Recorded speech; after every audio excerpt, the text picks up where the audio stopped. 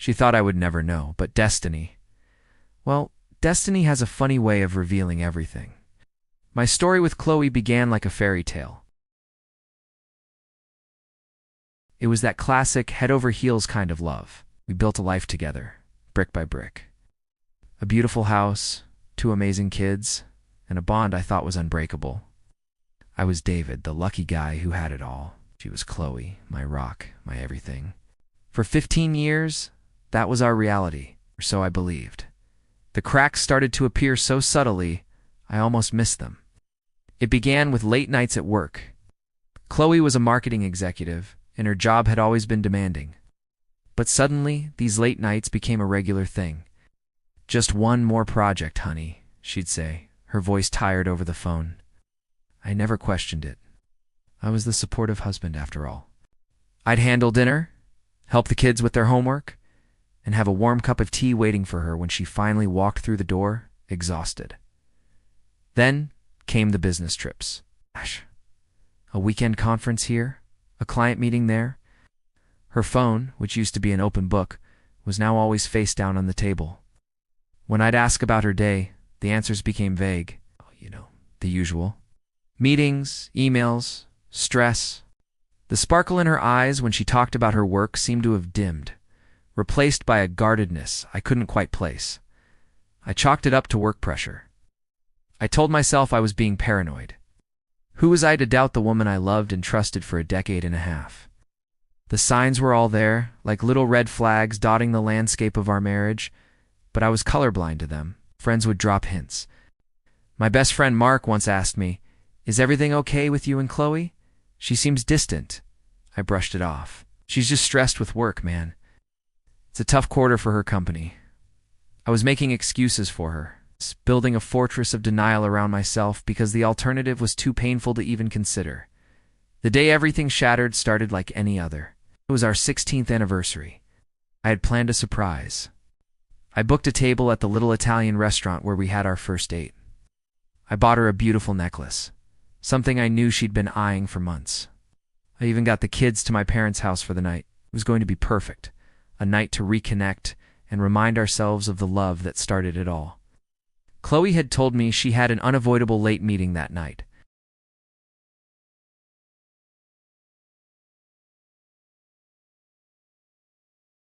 I was disappointed, but I understood, or at least I pretended to. I told her it was fine and that we'd celebrate when she was free. But a little voice in my head, a voice I had been ignoring for months, whispered, "Something is not right." That evening I was sitting alone in our living room, the uneaten anniversary dinner getting cold on the table. The house was too quiet. I decided to go for a drive, to clear my head.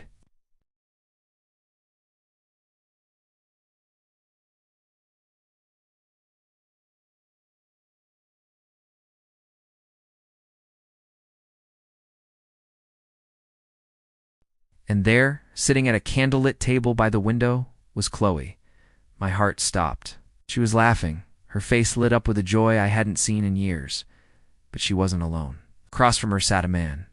He was handsome, well-dressed, and he was holding her hand across the table. I watched, frozen as he leaned in and kissed her. It wasn't a friendly peck.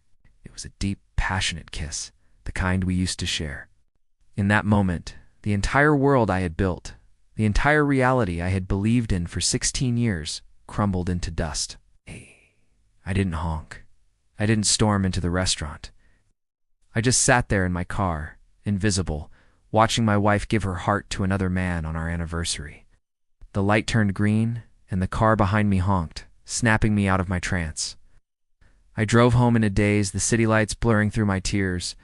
The fortress of denial had been obliterated, leaving me exposed and broken.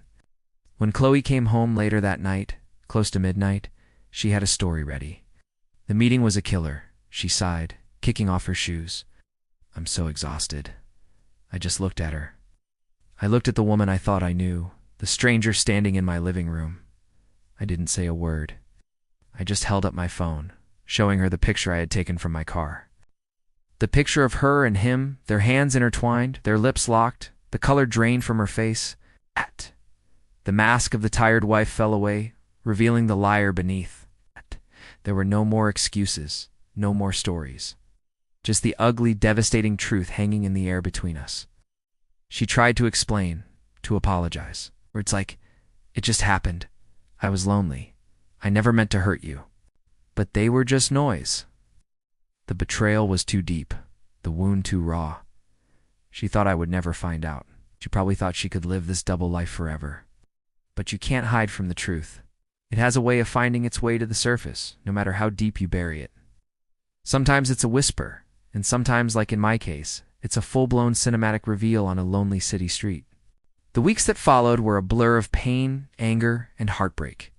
We had to tell the kids. We had to divide our lives, our home, everything we had built. It was the hardest thing I've ever had to do. Seeing the confusion and hurt in my children's eyes was a pain far worse than my own. But through it all, there was a strange sense of clarity. The fog of uncertainty had lifted.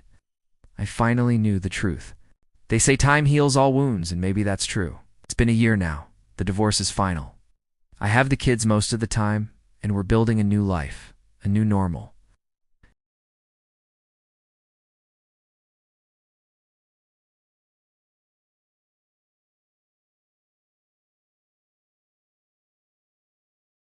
Chloe.